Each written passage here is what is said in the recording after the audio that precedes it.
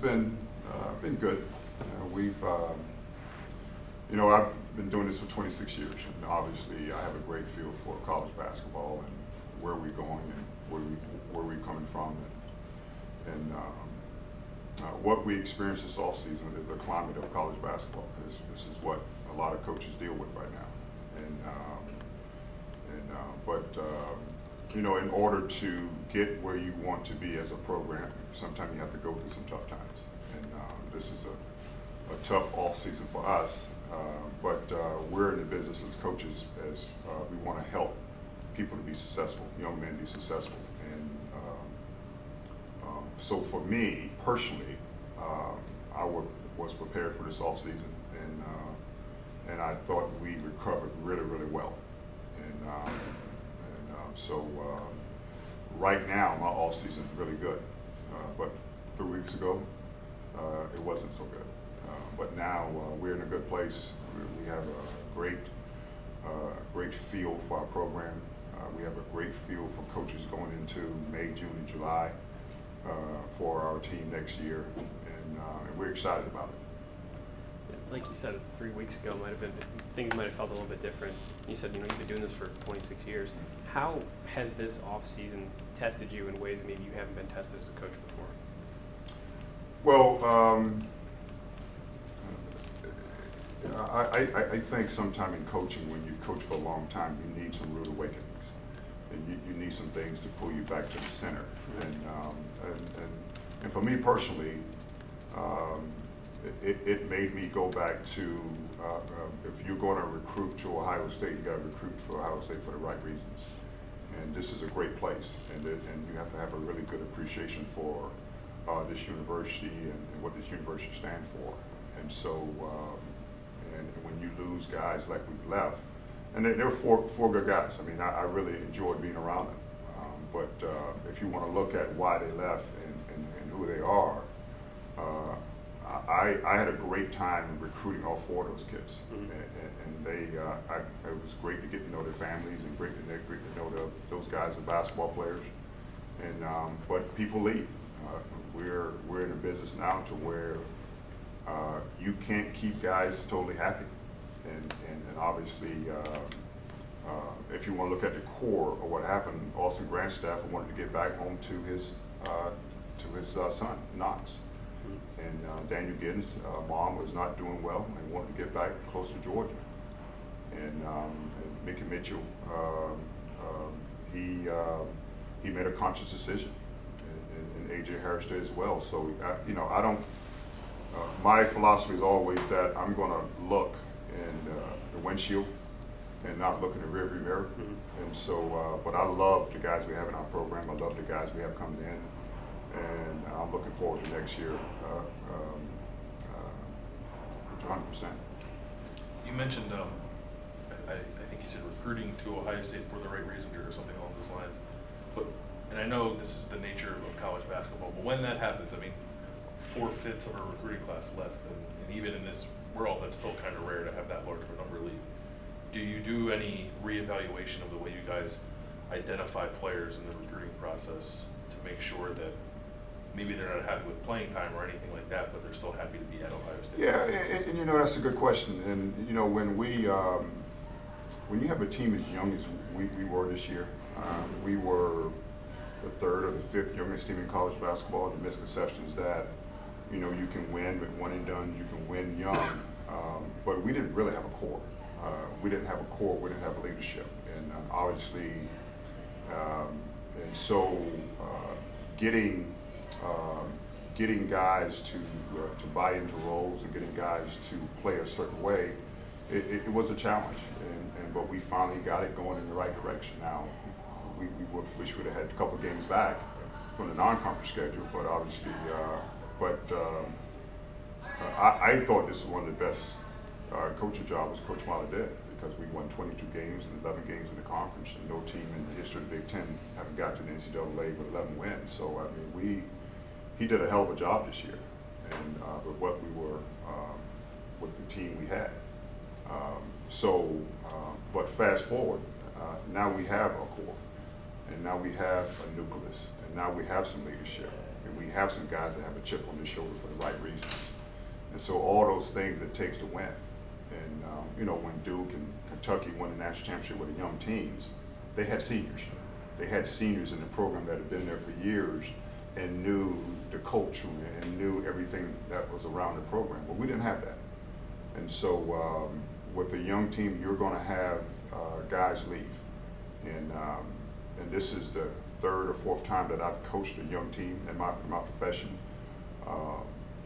Twice at Maryland when I was there, we won the national championship with the Corps, and once at Tulane. And so you get better the next year when you have guys leave like that, because the guys that stay for the right reason, and that right reason most likely propel you to a successful run.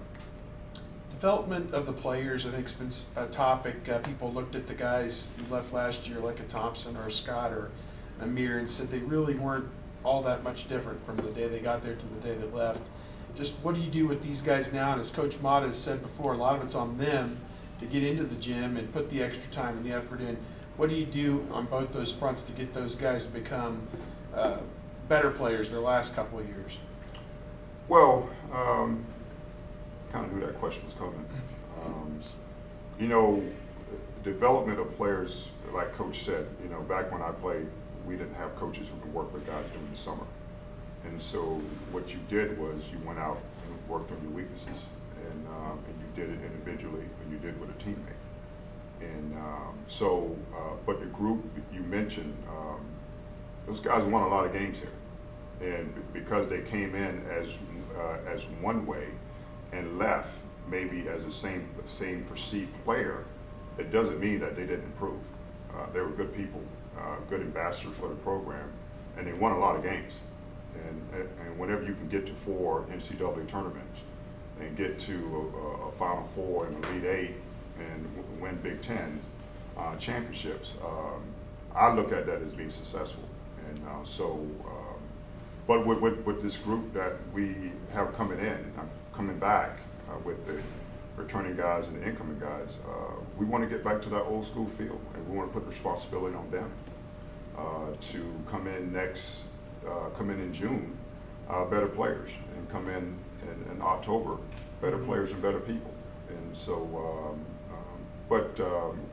we understand that there's a sense of development from the coaching aspect, but guys who want to get better, get better. What is it like, obviously with the rules being different now, guys can test the NBA waters, with Trevor opting to see what his options are? What is that like for you guys as a staff? Because you're planning, looking ahead, like you said, you focus on the front of the car. You have to get the word. Windshield. Thank you. Here's the saying. We're not looking out of the rear mirror. We're looking out of the windshield. That's what front windshield. Okay. That's what I was trying to get at. Okay. But as you're doing that, and you've got a guy who's probably here, don't know for certain, how does that change your planning going forward, if at all? Well, it's a controversial rule. Some coaches love it, some coaches don't. You know, and so but it's a rule that we have to abide by. And guys, it's their right to test the waters per se. And we want our guys to be evaluated. We want our guys to see if they have opportunities to play at the next level. And somehow I think that the emphasis should get back to an education and attaining a degree and doing those things. But obviously guys come to us with a less appreciation for the academic and the educational part, but more appreciation for the next level, to where now they don't get to full effect of the Ohio State University. And so that's the one thing that I'm disappointed with the rule, is that, but for our aspect, we think that Trevor will be back, and I think that Trevor knows this is a really good situation here for him at Ohio State, especially with Daniel Giddens leaving. And Trevor knows that he's young from a basketball standpoint, and that his development is in front of him, and that he's going to be more of a focal point of who we are and our success next year. So I think he will be back, but as far as planning, we continue to do our job. And we continue to recruit, we continue to look at what's out there, and we do that on a daily basis. And from that aspect, I do expect Trevor to come back to our program and to our university. Is there more of Trevor's game we haven't seen? I mean, are there things that he can do, and talk about him, having an outside jumper and things like that? Is there more that we just haven't seen yet? Well, what the question alluded to from the development standpoint, I think Daniel and Trevor personally got better from day one to the last day of the season. Now, we didn't ask those guys to go out and score 25 points a game. We didn't ask those guys to go out and have 10 shot attempts a game. We asked those guys to be great teammates. We asked those guys to play really, really hard. We asked those guys to defend at a high level on the perimeter for ball screens and in the paint. And I think those guys did an exceptional job at that. And so, in other words, from an offensive standpoint, they haven't improved, but we didn't ask them to do that. Right. And now, fast forward a year forward, we're going to need Trevor, Dave Bell, and Michael Potter, and guys like that to come in and be an important role of what we're doing offensively and continue to improve defensively. Speaking of Potter and Thunderbird, with those two coming in, what do they bring to that position that you maybe don't have on the roster right now in terms of skill set? I'm excited about the fact that they bring one component that a lot of big-time recruits don't bring to a program. They bring a winning attitude, a winning personality, a winning work ethic. Derek Thunderbird won a national championship in prep school this year and lost one game. He's going to bring an attitude in here with refusing to lose and a work ethic it takes to be one of the better teams in the country. And Michael Potter was the same way. He played in Montverde his senior year, and he played for a great high school coach, a great high school program, and every day he was expected to come out and get better, and so the team get better so they can win games. So, and secondly, those guys bring their old time feel like I have, to where they're coming here for the right reason. They want to be Buckeyes. They grew up thinking, wanting to be here. And so when they get here, they're going to take some ownership and be here. Will Derek work with you, or is Derek a wing? Excuse me? Will Derek work with you as a big man post player, or is he a wing? Derek is going to be anything you want to be. I mean, he is. Coach Martin and I was down there maybe 2 weeks ago. The last Tuesday of the week that we could go on the road recruiting, I think the 19th, April 19th, and he's athletic. He's got a great range. He can guard maybe 2 or 3 different positions, and so I think Derek is going to be one of those guys that's going to be able to play multiple positions at Ohio State. And who he works with is going to be depending on what day it is. And obviously, we're excited about his versatility, and that's the biggest thing that he's going to bring to the program. Those guys